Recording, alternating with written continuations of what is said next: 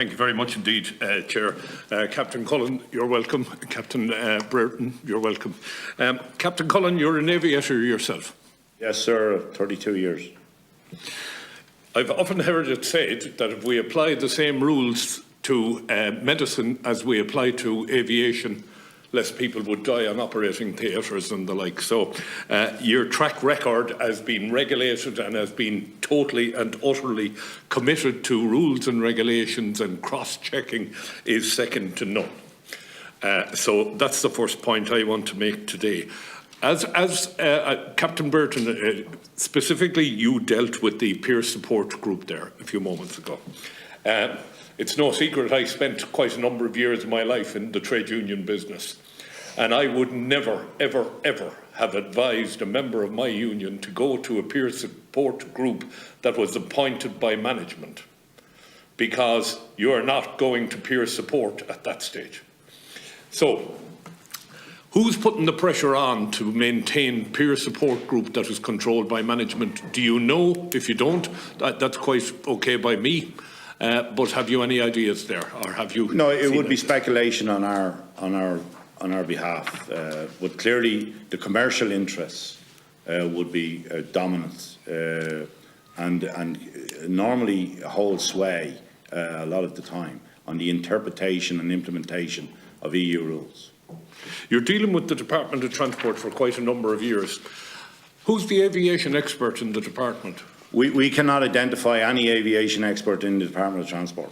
In fact, at every meeting we have with officials from the Department of Transport, they demonstrate their lack of technical expertise with regard to aviation. So it's obviously a subjective view in your part. It's not actually a subjective view. It's actually mentioned in the report of the R116 that the Department of Transport lacks technical expertise. It also goes on to say that they cannot be an intelligent customer of aviation services. That the department down here today, so I have no difficulty. You're entitled to your view. Yeah. No, but I think we're also entitled to hear if the captain and his members are engaging with aviators or with people. We are not engaging with aviators. Okay. Please explain in more detail your concerns surrounding the Bureau of Veritas that the Minister referred to in the Dáil and the Seanad. During the statements following the publication of the R116 accident report, the Minister, both of them, Minister Ryan and Minister Naughton, placed great emphasis on a report by Bureau Veritas, which was, they described as an independent review of the IAA National Safety Oversight Regulation. What was astonishing to us is that this was the statements around a search and rescue accident, and yet the scope of the review covered the full range of activities in respect of aircraft operations, but it specifically left out search and rescue. That was the first thing, that the report specifically left out search and rescue.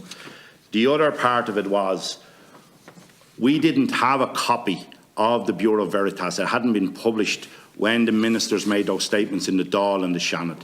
But what they left out in page 11 of the Bureau Veritas report was, under methodology at 4.2, page 11, the scope of the review was to cover the range of activities that fall to the IEA within its role and National Regulator 1993 Act.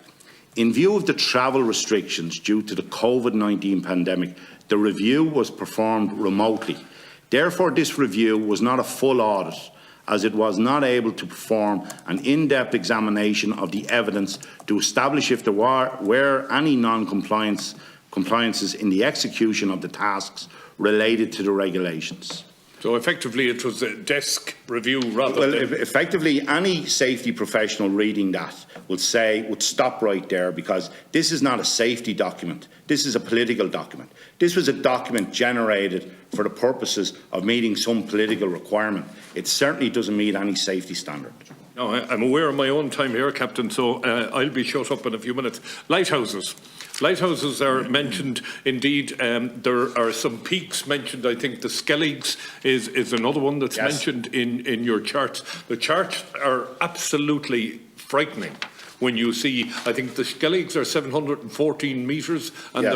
they're in the chart at 147 metres, if I'm not mistaken. Feet, they're Sorry, 700. feet. Yeah, they're something like 600 feet short of what they should be. And that is absolute. Are the Skelligs on a flight path into the country? No, but they would be used. Would be The problem with this is our members who fly search and rescue helicopters at night will be expecting the Skelligs to be as they are depicted by the IAA.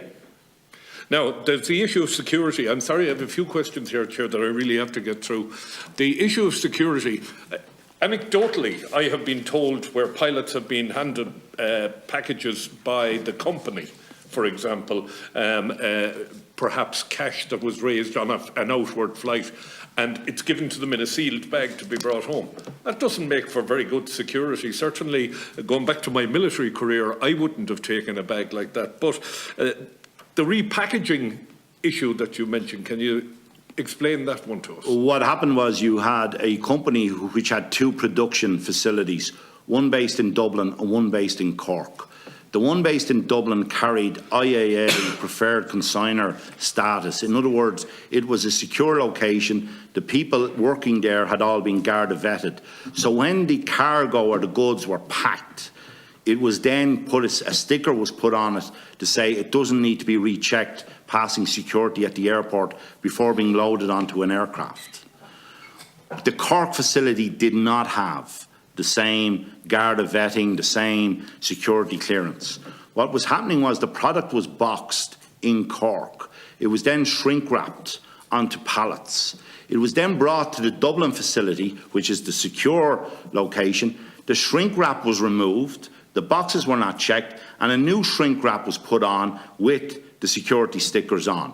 There was no attempt to look inside the boxes. A whistleblower came to us and we brought this to the attention of the IEA, and they said they would look into it.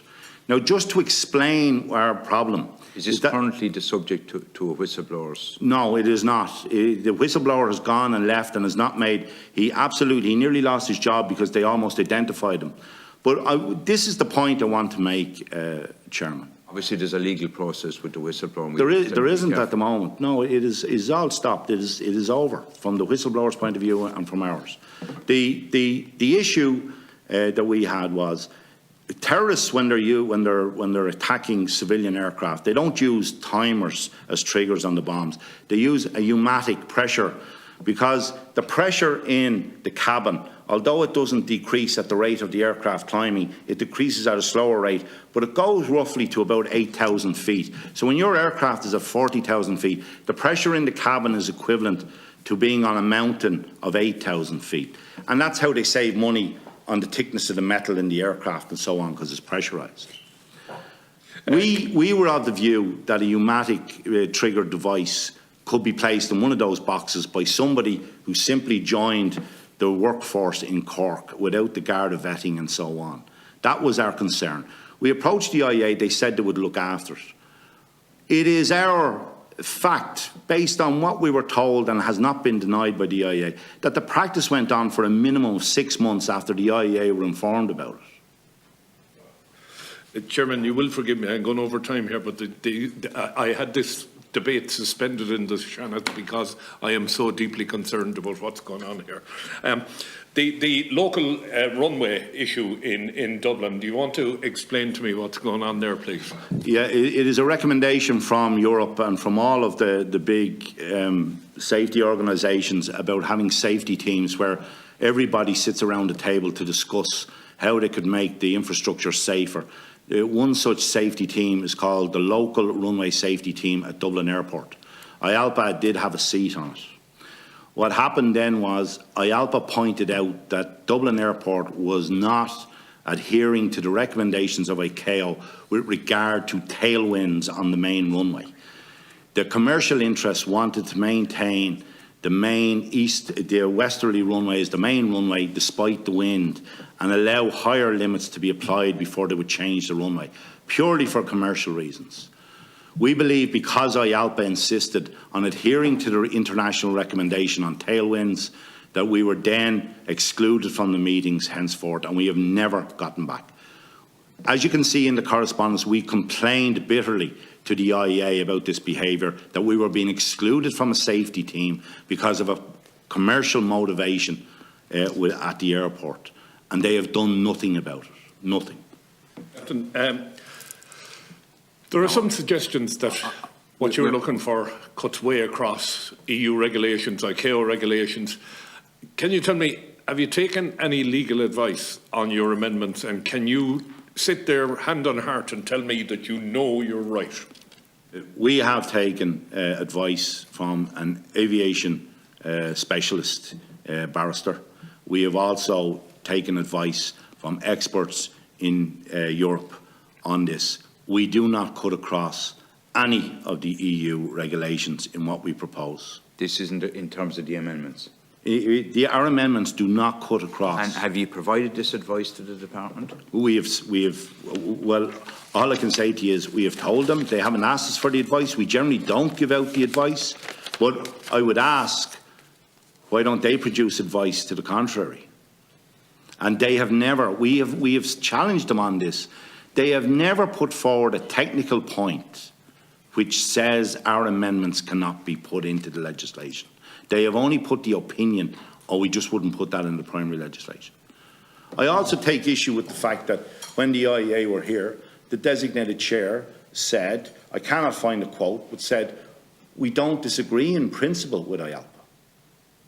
But when you read the letters, that's what the designated chair said at this committee, but when you read the letters from the IEA to the Senate, it is absolutely clear that they disagree in principle with our amendments. Captain, one last point. It has been said, and you've just said it yourself there, primary legislation is not the place for your amendments. So if we don't put it into the primary legislation, how can we meet the needs of the pilots, the people who are, after all, sitting in the cockpit with 300 or 400 lives sitting behind them? How do we get that done? And I'm really, really concerned, and I really can't emphasise this enough today, Chairman, the issue of the peer support group. That, to me, is absolutely 100% must be independent of every employer. It has to be. And I appreciate the point you're making in your amendments. But just on that, Captain. You'll have to repeat the question. Sorry, I'm just saying, if we're not to put your amendments into primary legislation, can we do it by statutory instrument, for example, or some other way? We don't believe that that's possible. We believe, remember, the IAA is a very unique organisation. It writes its own statutory instruments. It's not subject to FOI. It's not subject to the jurisdiction of the Ombudsman. And right now, it actually operates as a commercial entity. So it is an extraordinary organisation by any standard, certainly in the Western world, because we've gone around, because other jurisdictions have always made the separation between regulator and policeman and commercial activities in aviation. For reasons we don't understand, it was a political ideology, I would say, around in 1993 that probably gave us the financial services regulator as well, that we had this unusual entity, which is now thankfully been addressed. And can I just a quick Chairman, I'm going to finish at this, but before I go, I know we'll discuss this in private, but I do believe the legislation should not progress until we've had an independent aviation expert come to this committee and explain to us why these amendments should never be in the legislation. A quick note on the amendments that you're putting forward, Mr. Captain Collins. Yeah. Is your advice that those amendments can only be dealt with under the primary legislation that's going through at the moment? Our advice is that it would be very difficult to implement them and adhere to them in a secondary. Our advice is that they should be in primary to give effect to them. Okay, fine. Captain Cullen, I want to thank you for your time, Captain Burton. Thank you very much indeed. And please keep us in the loop as things move on. It's extremely important. It really is lives of passengers I'm interested in. I know you guys do a professional job, but the passengers are the ones I'm concerned for. Senator, I'll just make the point that Boeing, when they had their first accident with the 737 MAX, they almost got away with it in convincing it there was the pilots who were at fault. It was when the second accident happened that the penny dropped, that the fault was in the boardroom in Boeing, not in the cockpit. Thank you very much We indeed, need just Captain. to Chairman, obviously forgive me. be careful from specifically naming particular companies or organisations. I think it's fair that Boeing have taken a fair whack on the MAX issue. Chairman, they've admitted an awful lot to we'll it. So appreciate. I attended the committee meetings in Washington on the MAX. I can assure you. Well, you'll appreciate in my role as chair. Right? Yes, I do. So obviously Boeing are not here. I think it's only Yes. fair that I make that comment. Chairman, if I could just make one brief point, just speaking to what Senator Craughwell made. The Rescue 116 Accident Investigation Report is probably the most significant and insightful piece of writing in the history of Irish aviation, on the culture of Irish aviation. And what was extraordinary for me was that at our meeting on the 1st of February with Minister Naughton, one of our officials stated that although the elected representatives in this country did not have sight of that report when drafting the legislation, it was okay because the civil service did. And you, as the elected representative, are charged with public safety, and we just find it extraordinary that you did not have access to that piece of writing when drafting this legislation. And it is extremely insightful on all the things that we've been raising about the culture, and it's the culture in Irish aviation. I speak what Senator Buttimer said is, what we've seen is, well, we don't have to tell you, so we won't. And that's the point. It's good, it's best international practice to share information in a safety industry. What we've been getting for a long time is, we don't have to talk to you, so we won't. And that is the problem that we're trying to highlight. At our meeting, it was an official who said that the officials had made an assessment of, because they had seen the draft final report, and they had made their assessment that any amendments that would arise from the accident report were already built into the Air Navigation and Transport Bill, and but at the same time they admitted they had no technical expertise. They admit this. It is part of their defence that they don't have technical expertise. Okay.